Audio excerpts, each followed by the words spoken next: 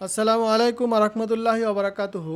এক নজরে কোরআন, আর এটি লিখেছেন ডক্টর মিজানুর রহমান আজারি। আর আমরা যে সূরাটি আজকে শুনবো সেই সূরাটি হচ্ছে সূরা আল আহকাফ। তো সূরা আল আহকাফকে এক নজরে কোরআনে যেভাবে সাজানো হয়েছে সেটি আমরা দেখার চেষ্টা করছি। তো চলুন আমরা শুরু করি। এক নজরে কোরআনে সূরা আল আহকাফকে কিভাবে বর্ণনা করা হয়েছে। সূরা আহকাফ সূরা আহকাফ তারতিব নুজুল অর্থাৎ নাজিলের ধারাবাহিকতায় তথা কোন সূরার পর নাজিল হয়েছে তা বিবেচনা এটি শিষ্টতম সূরা। এর আগের সূরা জাসিয়া এবং পরের সূরা জারিয়াত নাজিল হয়েছে। আর তারতিব ফিল মুসহাক অর্থাৎ বর্তমানে কোরআন মজিদের বিন্যাস অনুযায়ী এটি হচ্ছে ৪৬ নম্বর সূরা। এর আগে আছে সূরা জাসিয়া, পরে আছে সূরা মুহাম্মদ। তো এটি হচ্ছে সূরা এক নজরে কোরআনে এটি হচ্ছে সূরা নাম্বার ৪৬। আর এখানে আয়াত রয়েছে ৩৫টি। আর এটি হচ্ছে মাক্কি যুগের সূরা। এই সূরা আহকাফের নামের যে রহস্য, আহকাফ শব্দের অর্থ হচ্ছে হিকফ শব্দের বহুবচন, যার অর্থ সুউচ্চ বালিয়ারি। তবে এই বালিয়ারি পাহাড়ের মতো অটট উঁচু নয়।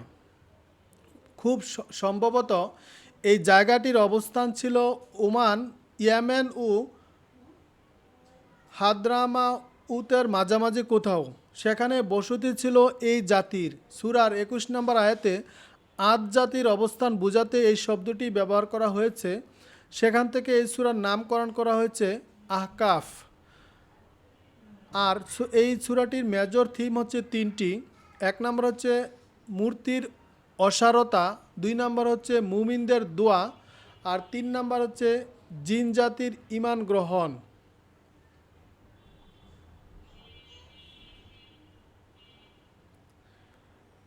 সূরা আহকাফের যে অন্য সূরার সাথে যে সম্পর্ক, সূরাটির শুরুতে কাফিরদের বিষয়ে আল্লাহ বলেন, অথচ কুফরে লিপ্ত লোকদের যেসব বিষয়ে সাবধান করা হয়েছে সেগুলো থেকে তারা মুখ ফিরিয়ে রাখছে।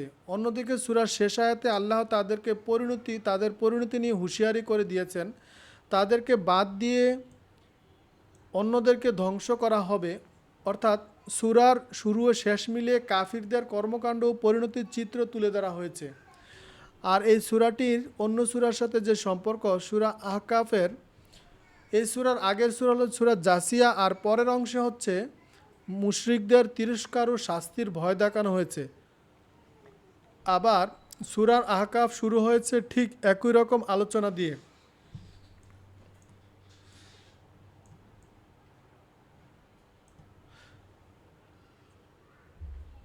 এক নজরে কোরআনে সূরা আহকাফের যে শানে নজুল রয়েছে, সেই শানে নজুল যদি আমরা শুনি, ৩টি বছরের টানা অবরোধ শেষে সবেমাত্র রাসূল সাল্লাল্লাহু আলাইহি সাল্লাম তার সঙ্গীরা মুক্তি পেয়েছে। আর এমন সময় নবীজির চাচা আবু তালিব ও তার প্রাণপ্রিয় স্ত্রী উম্মুল মুমিনিন খাদিজা রাদিয়াল্লাহু ইন্তেকাল করেন। তাদের মৃত্যু শোকে নবীজি বেশ মুষড়ে পড়েন। ওইদিকে কাফিররা তখন আরও সাহস পেয়ে যায়, নবীজিকে খুব বেশি যন্ত্রণা দিতে থাকে। তাই তিনি তায়েফ গেলেন। উদ্দেশ্য বনু সাকিফ গোত্রকে দ্বীনের দাওয়াত দেবেন। তারা দাওয়াত গ্রহণ তো করলই না, বরং নবীজিকে রক্তাক্ত করে বের করে দিল। হতাশ হয়ে সেখান থেকে ফিরতে লাগলেন নবীজি। শারীরিক মানসিক কষ্টে সে মুহূর্তে তিনি খুব দুর্বল হয়ে পড়েছিলেন। অথচ পথ চলতে চলতে তাই নাখলা নামক একটি জায়গায় থামেন। সেখানে অবস্থান করার সময় এক রাতে নামাজের মধ্যে কোরআন তিলাওয়াত করছিলেন নবীজি। আর ওই মুহূর্তে সেখান দিয়ে জিনদের একটি দল যাচ্ছিল। রাসূলের কণ্ঠে কোরআন তেলাওয়াত শুনে থমকে দাঁড়ালো তারা। মনোযোগ দিয়ে শুনল রাসূল সাল্লাল্লাহু আলাইহি সাল্লামের তিলাওয়াত। এরপর নবীজির উপর ঈমান এনে তারা নিজ জাতির কাছে ফিরে যায়। নবীজির দাওয়াত কিছু মানুষ ফিরিয়ে দিলেও জিনেরা তা গ্রহণ করেছে এবং নিজ জাতির কাছে প্রচার করেছে। আল্লাহ তাআলা এই সুসংবাদটি নবীজিকে জানিয়ে দিতেই এই সূরার কিছু অংশ নাজিল করেছেন।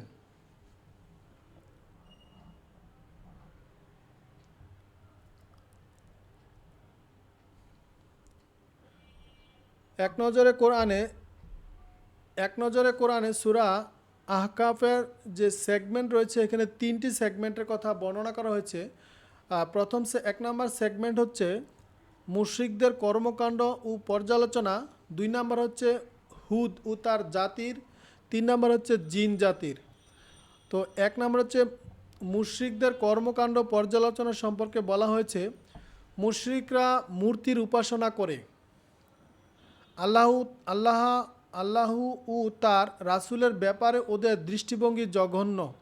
ওদের কর্মকাণ্ডের সামগ্রিক চিত্র সূরার শুরুতেই উপস্থাপন করা হয়েছে। আর হুদ রাদিয়াল্লাহু তাআলা এর জাতি নিজেদের নবী ও আল্লাহকে প্রত্যাখ্যান করেছিল, ফলে ভীষণ আযাবের মুখোমুখি হয় তারা। এই ঘটনা মক্কার মুশরিকদের জন্য ছিল একটি রিমাইন্ডার। 3 নম্বর হচ্ছে জিন জাতি। সূরার শেষের দিকে দেখানো হয় রাসূলের কণ্ঠে কোরআন তেলাওয়াত শুনে জিন জাতি উপলব্ধি অবশ্যই এই বাণী আল্লাহর পক্ষ থেকে এসেছে। এরপর তারা নবীজির উপর ঈমান আনে। এই সূরার যে ফজিলত রয়েছে, এই সূরাটি হামিম যুক্ত সূরাগুলোর একটি, যেগুলোর ব্যাপারে আব্দুল্লাহ ইবনু আমর রাদিয়াল্লাহু বর্ণিত হাদিস রয়েছে। তিনি বলেন, এক ব্যক্তি আল্লাহ রাসূল সাল্লাল্লাহু আলাইহি সাল্লামের কাছে এসে বললেন, আল্লাহ রাসূল আমাকে কোরআন শিক্ষা দিন। তিনি বললেন, হামিম যুক্ত 3টি সূরা পাঠ করো। আবু দাউদ 1399। আর এই সূরাটির কজ অ্যান্ড ইফেক্ট, অর্থাৎ দুনিয়ার সময়সীমা যেহেতু নির্ধারিত, তাই জীবন ফুরিয়ে যাওয়ার আগেই ভালো কাজগুলো করে নিতে হবে। এক নজরে কোরআনে সূরা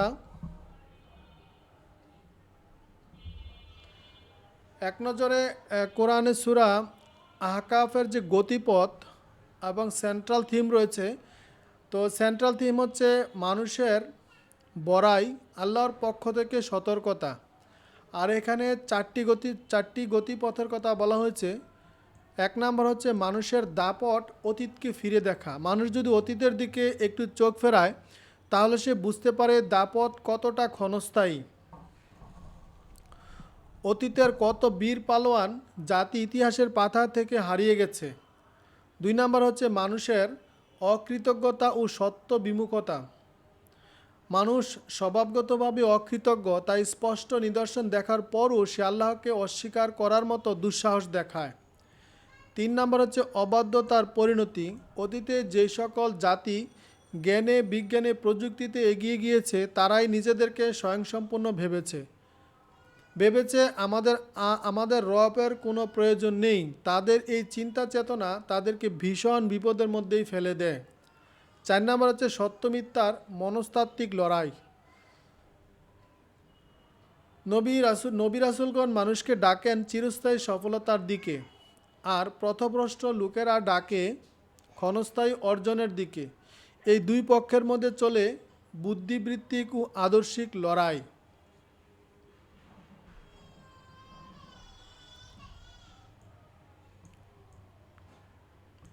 আর এই সূরাটির যে ওভারভিউ রয়েছে, অর্থাৎ সূরা আহকাফের যে আয়াতগুলো রয়েছে, সূরার যে শানে নজুল রয়েছে অর্থাৎ ওভারভিউ, আল্লাহ একটি সুনির্দিষ্ট উদ্দেশ্যকে সামনে রেখে দুনিয়ার সব কিছুই সৃষ্টি করেছেন, সেই সাথে তার মেয়াদও ফিক্সড করে দিয়েছেন। এটি আলোচনা করা হচ্ছে 1 থেকে 3 নম্বর আয়াতে। আর আল্লাহকে বাদ দিয়ে মুশরিকরা কতগুলো মূর্তিকে ডাকে, অথচ এইগুলো জড়বস্তু, উপকার কিংবা ক্ষতির কোনো সামর্থ্য এদের নেই। এটি আলোচনা করা হচ্ছে 4 থেকে 7 নম্বর আয়াতে। ইহুদি নামধারীরা মুহাম্মদ সাল্লাল্লাহু আলাইহি সাল্লামকে নবী হিসাবে মানে না, অথচ স্বয়ং মুসা আলাইহিস সালাম তার উম্মতদেরকে নবীজির আগমনের খবরটা দিয়েছেন। সেটি আলোচনা করেছে সূরার 8 থেকে 10 নম্বর আয়াতে। কোরআনের ব্যাপারে কাফিরদের অযৌক্তিক প্রশ্ন ও হাস্যকর সব অজুহাত, পিতামাতার প্রতি উত্তম আচরণের নির্দেশ করা হয়েছে 11 থেকে 15 নম্বর আয়াতে। খারাপ লোকের বৈশিষ্ট্য হলো এরা পরকালকে অস্বীকার করে, তাহারা বলে আখিরাত গালগল্প ছাড়া আর কিছুই না। এটি আলোচনা করেছে 16 থেকে 18 নম্বর আয়াতে।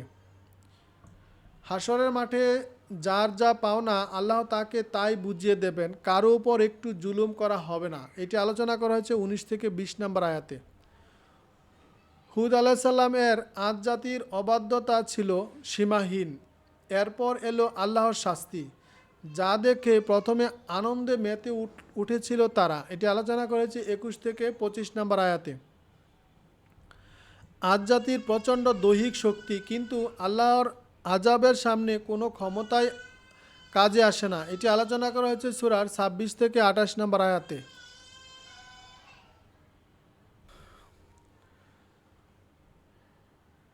আদ জাতির ছিল প্রচণ্ড দৈহিক শক্তি, কিন্তু আল্লাহর আজাবের সামনে কোনো ক্ষমতাই কাজে আসে না। এটি আলোচনা করা হয়েছে 26 থেকে 28 নম্বর আয়াতে।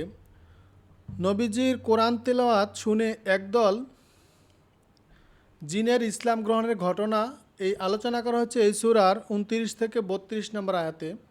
জাহান্নাম দেখার পরই কাফিররা পরকালের সত্যতা টের পাবে, তাই মুমিনদের উচিত ধৈর্য ধরা। আর এটি আলোচনা করা হচ্ছে 33 থেকে 35 নম্বর আয়াতে।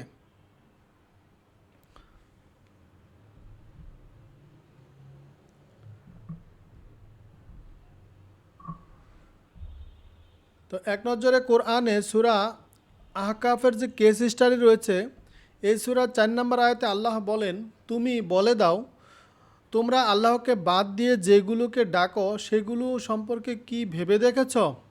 আমাকে দেখাও দুনিয়ার কোন জিনিসটা তারা সৃষ্টি করেছে, নাকি মহাকাশে তাদের কোনো অংশীদারি আছে। কোরআনের এই আয়াতটি আমাদেরকে গভীরভাবে ভাবতে বাধ্য করে, আসলে কি আল্লাহ ছাড়া আর কেউ রব হতে পারে?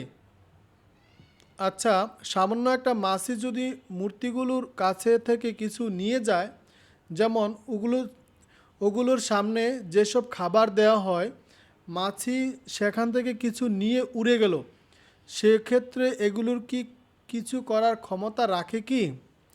আর মাছি বানানো তো দূরের আলাপ, তাহলে কিভাবে মানুষ নিজে হাতে গড়া মূর্তিকে প্রভু বলে মেনে নেয়?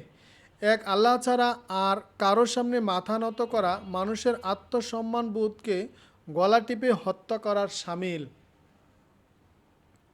আসলে আল্লাহর দেওয়া উদাহরণগুলো নিয়ে আমাদের বেশি বেশি চিন্তা করতে হবে, তবেই আমরা মানুষ হিসাবে বাঁচার সার্থকতা উপলব্ধি করতে পারব।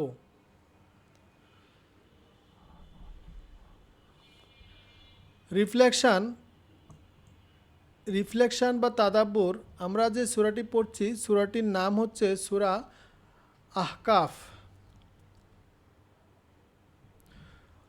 সূরা আহকাফের এক নজরে কোরআনে সূরা আহকাফের যে রিফ্লেকশন বা তাদাব্বুর রয়েছে, যেভাবে বর্ণনা করা হচ্ছে এই সূরার 15 নম্বর আয়াতটিতে দেখুন, আমি মানুষকে আদেশ দিয়েছি তার পিতামাতার সঙ্গে সুন্দর ব্যবহার করার জন্য।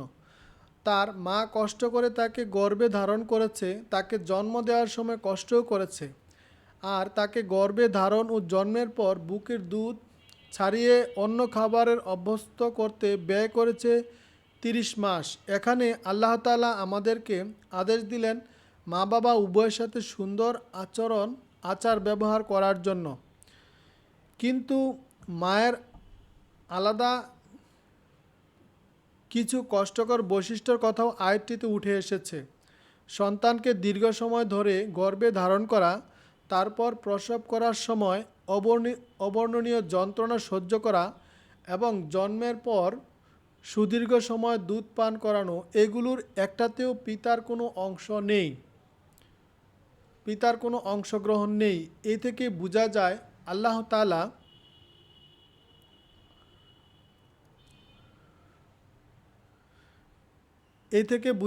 আল্লাহর কাছে বাবার চেয়ে মায়ের মর্যাদা বেশি, কারণ সন্তান পালনে মায়ের কষ্টটাই বেশি। সুতরাং মাকে গুরুত্ব দিতে হবে সর্বাধিক। হাদিসেও এর প্রমাণ মেলে। এক ব্যক্তি নবী সাল্লাল্লাহু সাল্লামকে জিজ্ঞাসা করল, আমার উপর কার খেদমতের হক সবচেয়ে বেশি? নবী সাল্লাল্লাহু সাল্লাম বললেন, তোমার মায়ের। সে বলল, তারপর কে? তিনি বললেন, তোমার মায়ের। তারপর সে বলল, তারপর কে? তিনি বললেন, তোমার মা। সে আবারও জিজ্ঞাসা করলো, তারপর কে? তিনি বললেন, তোমার বাবা। তিনবার মায়ের কথা বলে একবার বাবার কথা বলা হয়েছে, কারণ এমন তিনটি কষ্ট আছে বাবাকে যার একটিও সইতে হয় না: গর্ভধারণের কষ্ট, প্রসবের কষ্ট এবং দুধ পান করানোর কষ্ট। বুখারী শরীফের 5571 নম্বর আয়াত এবং মুসলিম শরীফের 2548 নম্বর আয়াত। আর ইবনে কাসির তাফসিরের 6526 নম্বরে এই সম্পর্কে আলোচনা করা হয়েছে।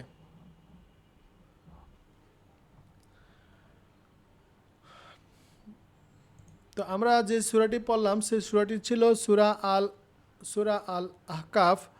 তো আমরা সূরা আল আহকাফ সূরাটি পরে ইনশাআল্লাহ শেষ করলাম। তার পরবর্তীতে আমরা যে সূরাগুলো পড়ব সেই সূরাগুলো দেখার জন্য আপনাদেরকে নিমন্ত্রণ রইল বা দেখার জন্য আহ্বান রইল। আর এই সূরা থেকে আমরা যেসব বিষয়গুলো শুনতে পেলাম এবং সেগুলো যেন আমরা বাস্তবে আমরা মেনে চলি, সেভাবেই কিন্তু আমাদেরকে চলতে হবে। তো সকলকে অসংখ্য ধন্যবাদ জানিয়ে এর পরের সূরাটি পড়ব সূরা মুহাম্মদ। তো সকলকে সূরা মুহাম্মদ শোনার জন্য আমন্ত্রণ রইল।